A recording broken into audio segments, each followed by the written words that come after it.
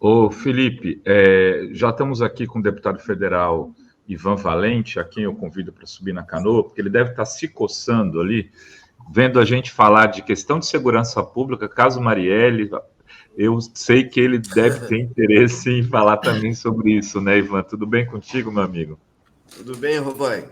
Bom dia para todos aí, o Azenha, o professor Felipe. Prazer estar com vocês aqui. Legal. A gente está comentando sobre Eu quero falar contigo sobre grandes fortunas, sobre outros temas, mas já que a gente está nesse assunto, Ivan, queria te colocar, porque tem um debate.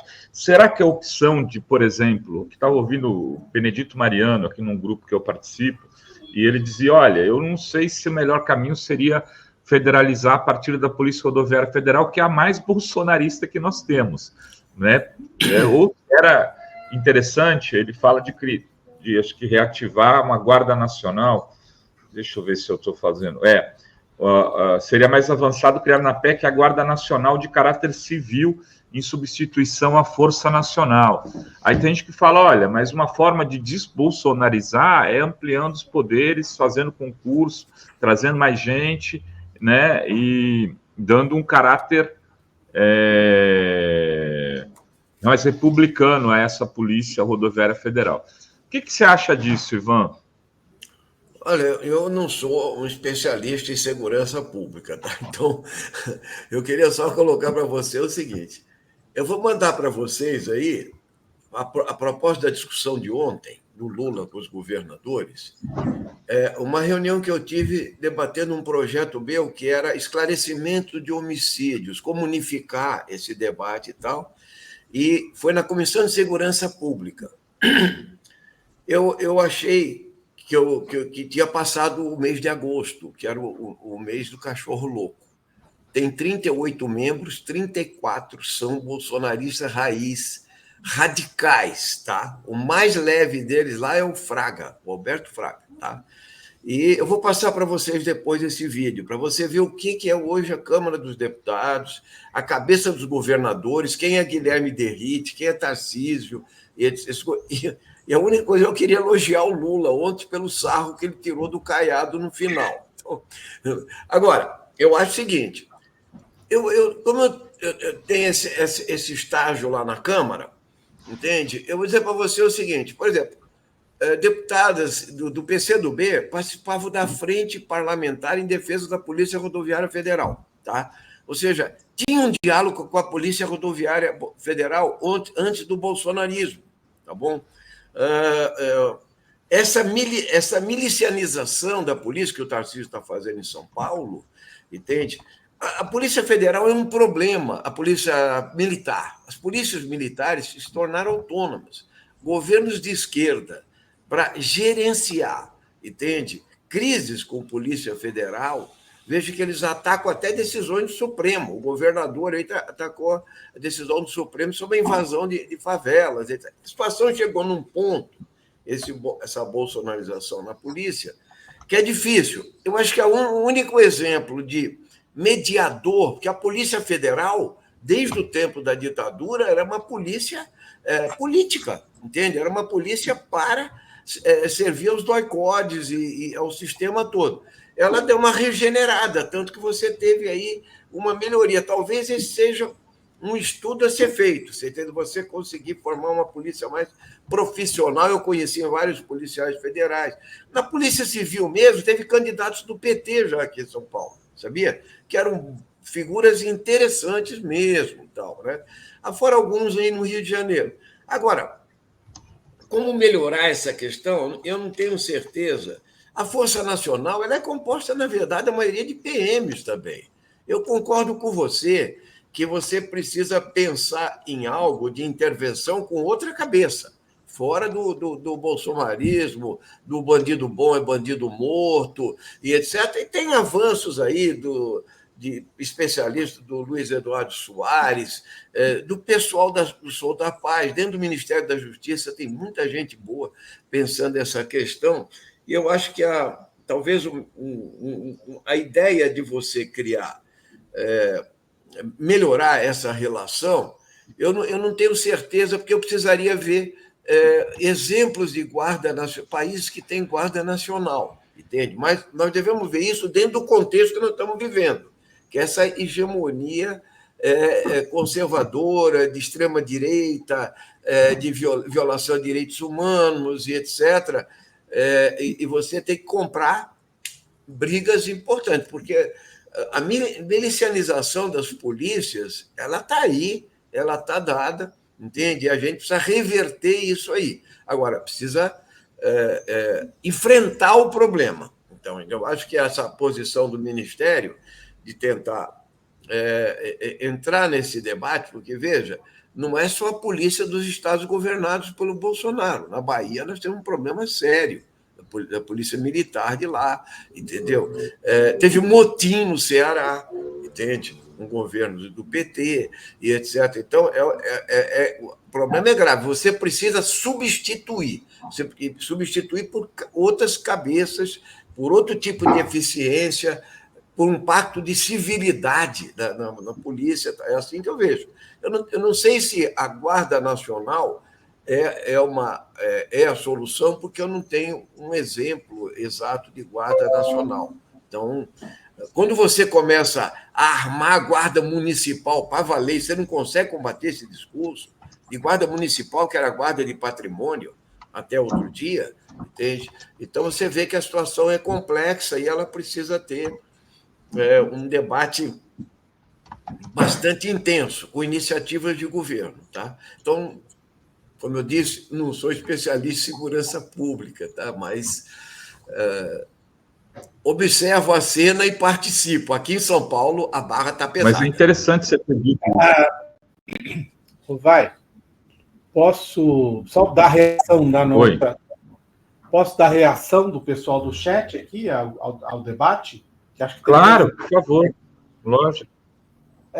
O Vitor Barbosa Correia, ele lembra que não tem ainda um sistema unificado de segurança pública. De fato, não tem, né? Eu fiz muita reportagem, viu, deputado, sobre isso. Então, se um crime acontece no Ceará, em São Paulo não sabe. Aqui, ó, Luiz Fernandes conta a história dele. Ele foi lesado por pararaenses na compra de uma caminhonete e na delegacia disseram que os caras que roubaram a caminhonete não existiam. Então, não existe um sistema interligado entre os estados. E outra coisa também que se diz muito aqui é sobre o crime, a falta de interesse de muitos estados nessa unificação, porque instituições políticas, como diz o Cipriano, políticas controladas pelo crime organizado. Então, não interessa, como disse o Felipe, para muito governador, para muito policial, não interessa integrar. Não interessa integrar, eles não querem. E há um terceiro ponto que o Dennis Ray Hall, eu chamaria assim, absoluto conflito de interesse. Por quê? Enquanto a segurança pública falha, os serviços de segurança privados prosperam. E eles são controlados por delegados de polícia, por coronéis da polícia militar. Há alguns aspectos que dificultam, não, deputado, um avanço nessa área. Sem dúvida, Zen. Eu acho que, inclusive, a última frase aqui do nosso internauta me lembrou um coronel da Polícia Militar, que era o Erasmo Dias, tá? Foi deputado estadual comigo lá, e a gente não precisa citar quem foi, né? Porque todo mundo conhece.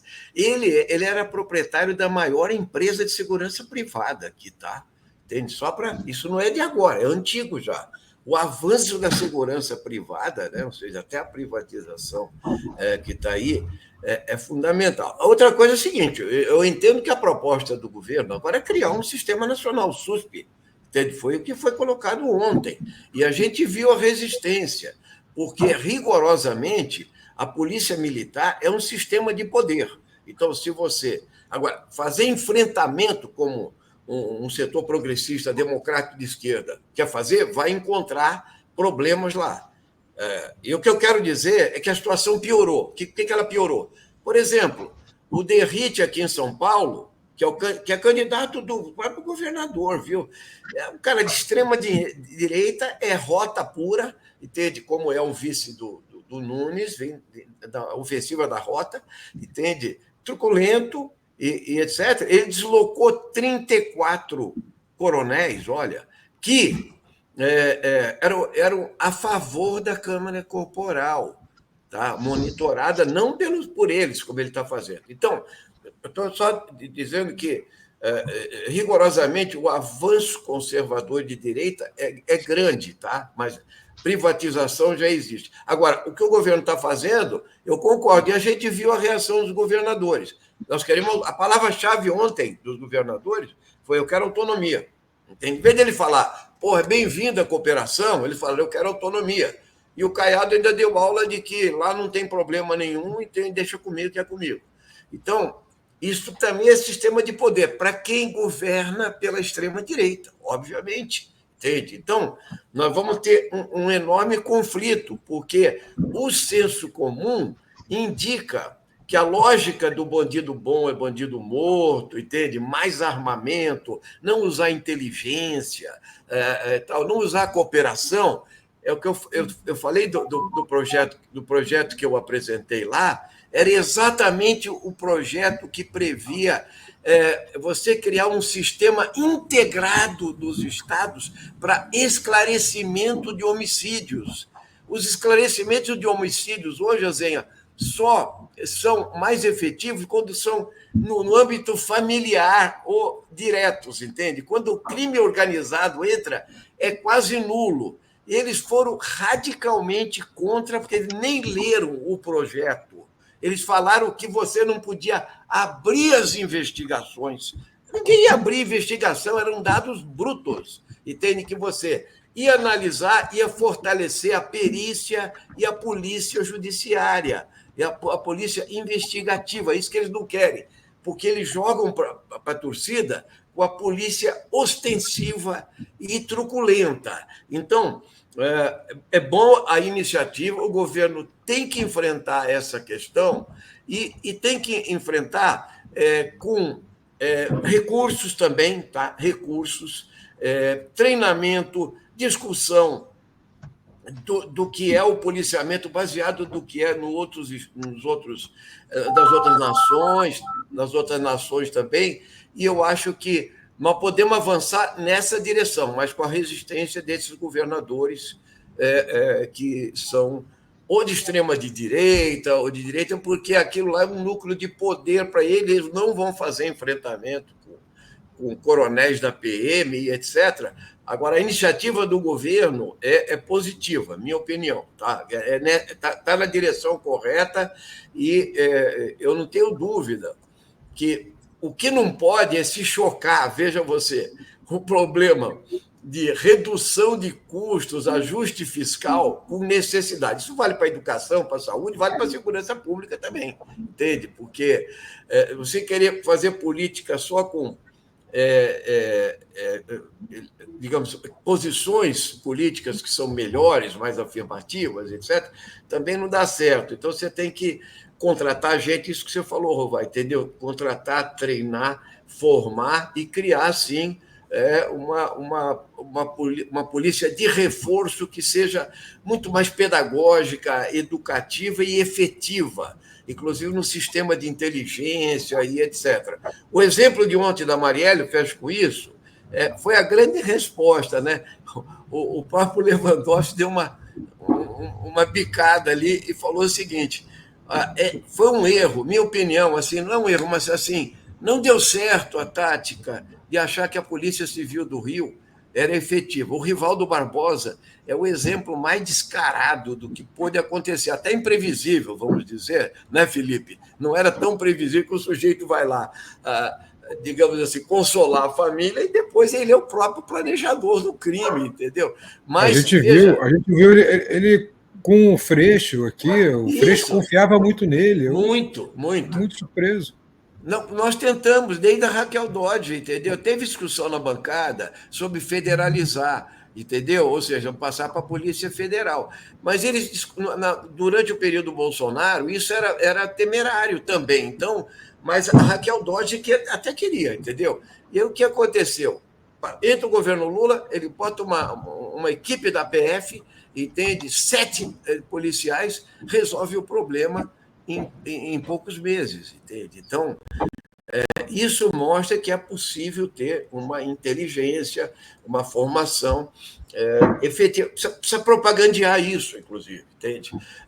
E não desmerecer genericamente a Polícia Civil, mesmo setores da Polícia Militar que estão hoje muito abafados, entendeu? Ou seja, são minoritários, porque o que predomina é a formação, inclusive o convite para que eles se candidatem a postos institucionais, seja vereador, deputado estadual, deputado federal. Eles cultivam isso, está cheio dessa gente lá, foi do PSL, agora é do PL, e é também do PR, do Centrão, e etc., que é muito negativo, é um pessoal que chega para piorar a qualidade da Câmara Federal, entende? Só se interessa por esse discurso do senso comum.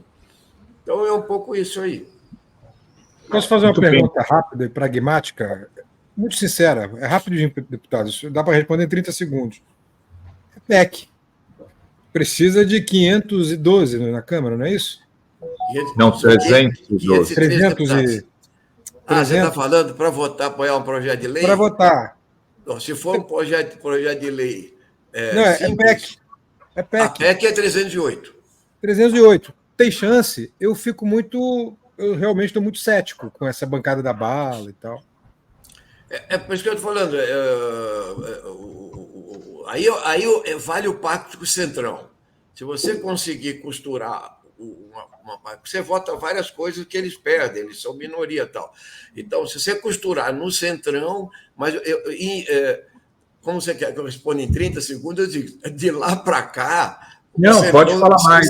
O Centrão se bolsonarizou, vamos levar isso em consideração. Não é o mesmo Centrão, entendeu? Que era puro fisiologismo, clientelismo e corrupção. E eles queriam poder, naco de poder, emenda.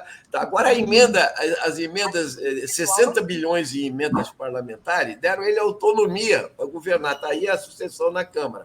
Então, mas eu acho que foi justo o Lula ter apresentado, chamado os governadores e tal, e nessa época de eleição da Câmara pode ser uma coisa para se negociar, uma coisa que, veja, não tem nada demais, a não ser mais cooperação, entende?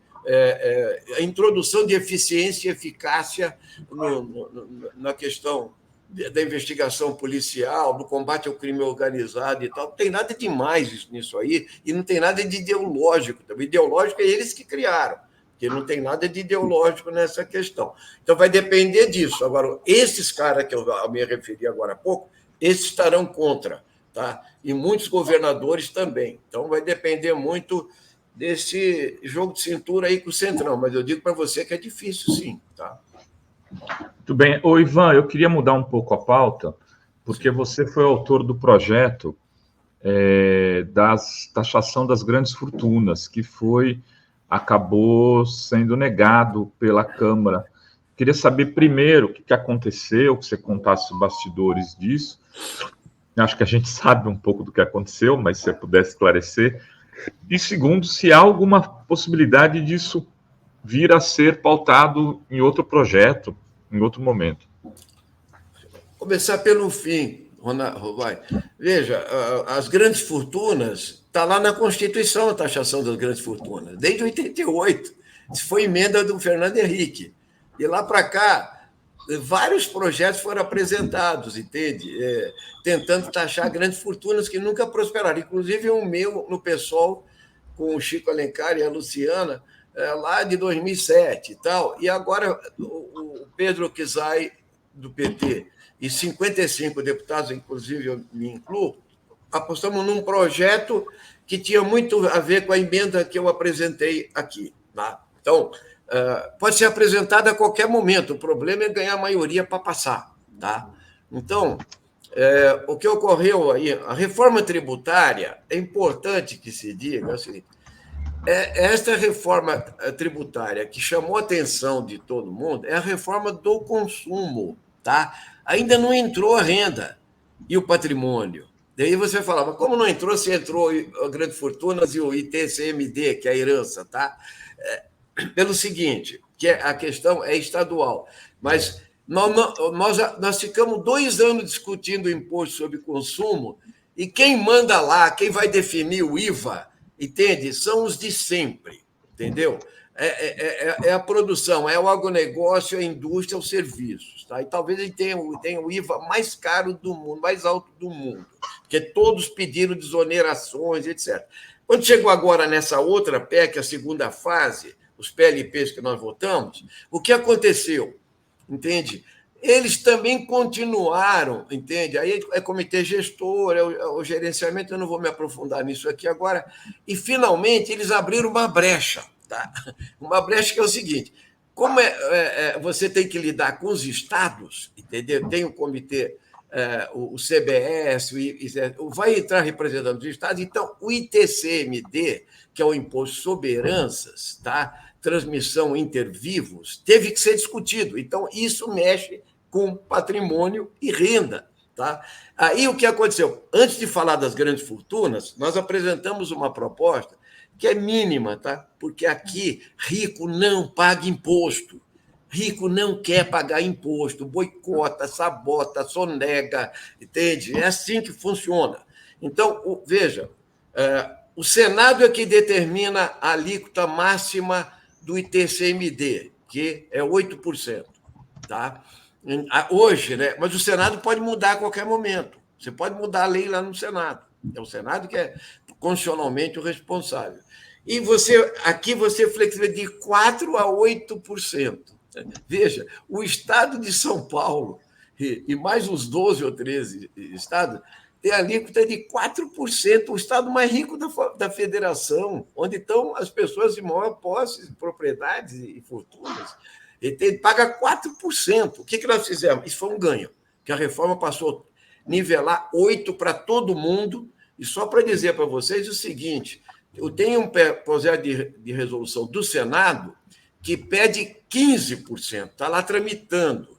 E os governadores, por incrível que pareça, que eles estão querendo recursos, eles estão propondo 21%, mas não passa, porque, no geral, tem o contraponto. Mas isso aí aumenta imposto, pode aumentar imposto no Brasil, e tal.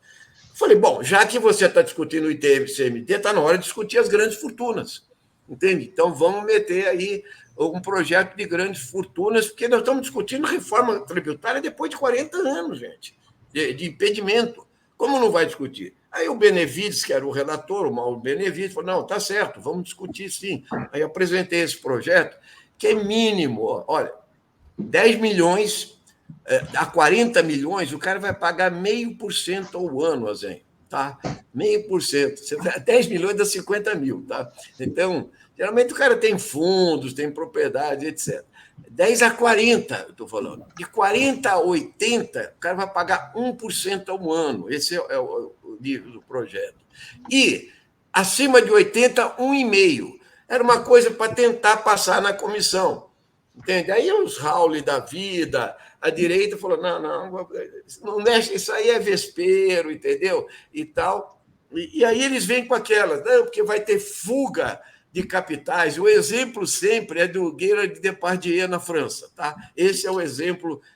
Só que a França está voltando, ela chegou a retirar o imposto sobre grandes fortunas e está voltando a implementar o imposto sobre grandes fortunas. Se arrependeram.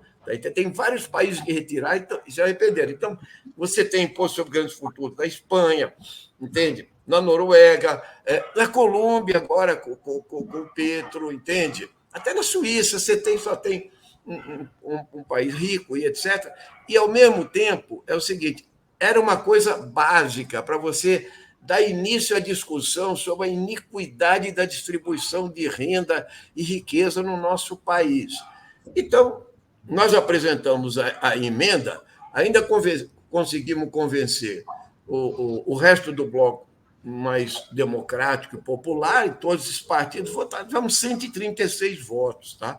Então, isso é o máximo que tem de apoio ao governo Lula lá na Câmara. Esse é um grande medidor, viu, Govalho? Esse dá desse apoio. Então, se tiver um apoio, se tiver uma proposta de impeachment, corre o risco de rolar, né?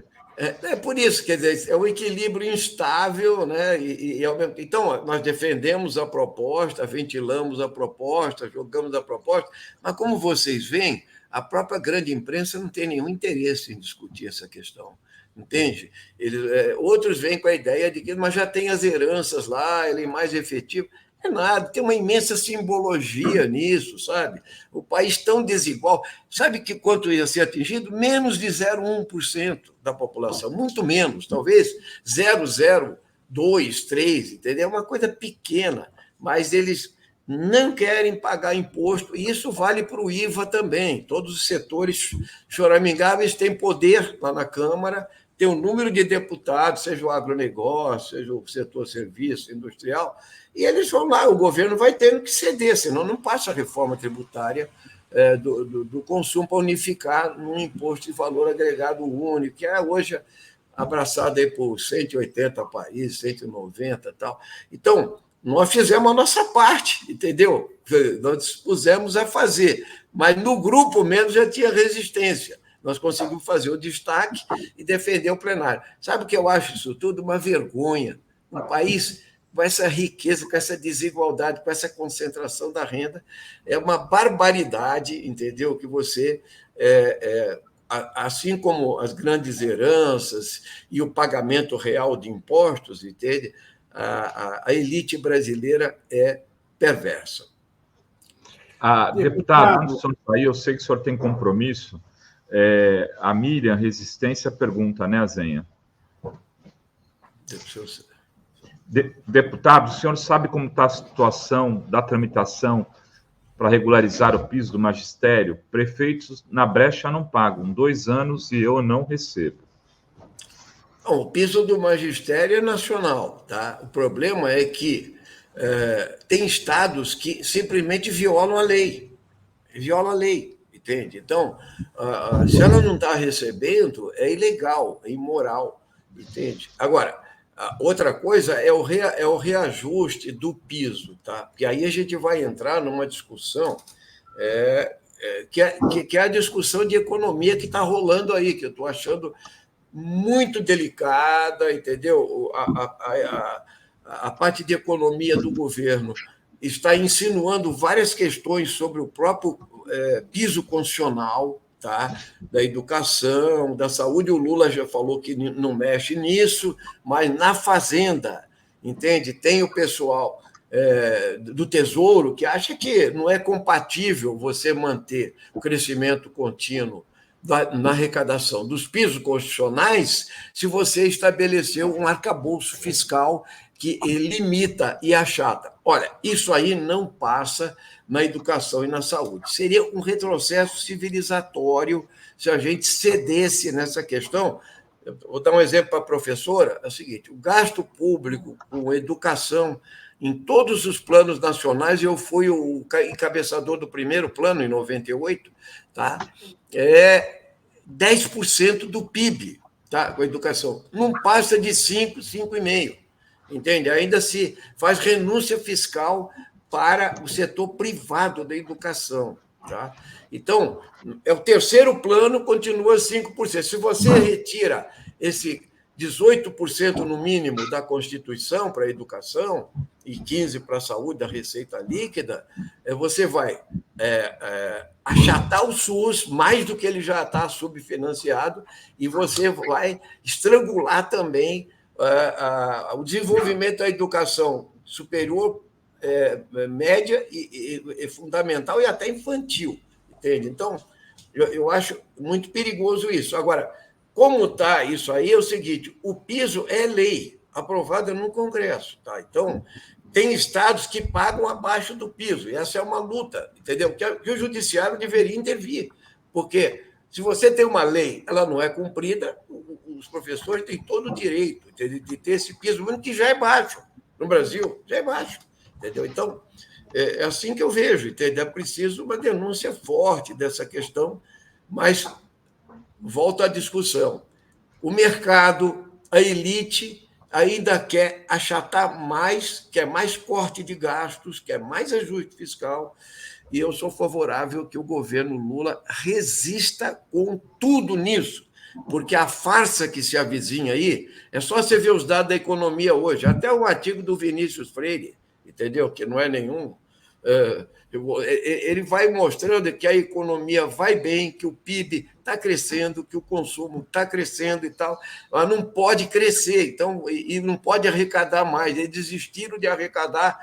Por quê? Entendeu? Se você tem metas a cumprir da saúde na habitação, na educação e etc. Então, aí é o grande debate que a gente devia fazer, né, Rua? Então, muito bem. Não está bem, né? Legal, Ivan. Vou te liberar, te agradeço, como sempre, você sempre muito atencioso com a Fórum. Esses deputados que são atenciosos com a Fórum dão sorte, se reelegem, viu, Ivan? Tem acontecido muito isso aqui. Eu quero chamar a presidenta do sindicato, sindicatos bancários. Eu já chamo de sindicato, porque como eu tive lá há tanto tempo, é o sindicato, mas não, é o Sindicato dos Bancários de São Paulo, Osasco e região, Neiva Ribeiro, suba na canoa. Boa tarde, Rovai, boa tarde, Luiz, boa tarde, Felipe, boa tarde, deputado Ivan Valente, sempre muito bom ouvir o deputado, ouvir todos vocês. Obrigada pelo convite, muito bom estar embarcada. Aí, Neiva. Obrigado, Ivan. Sua saudação final, se você quiser dar um salve para a Neiva, fica à vontade. Não, dizer que é sempre um prazer participar com vocês aqui desse momento, desse horário muito qualificado, o debate. Abraço aí para o Azenha, com a sua imensa tradição jornalística, para você, Rovai, que comanda o Fórum aqui, e para o professor Felipe, que aguenta o Vinícius Poit lá na CNN, entendeu? Aquele cara não tem estofo para o que ele está lá. Mas você é resistente. Quero cumprimentar a professora Neiva aí, Sindicato dos Bancários, situação dura também aí dos bancários, viu, rapaz? Para enfrentar capital financeiro. Grande abraço a todos, bom dia, pessoal. Valeu, Felipe. Valeu, Ivan. Que bom.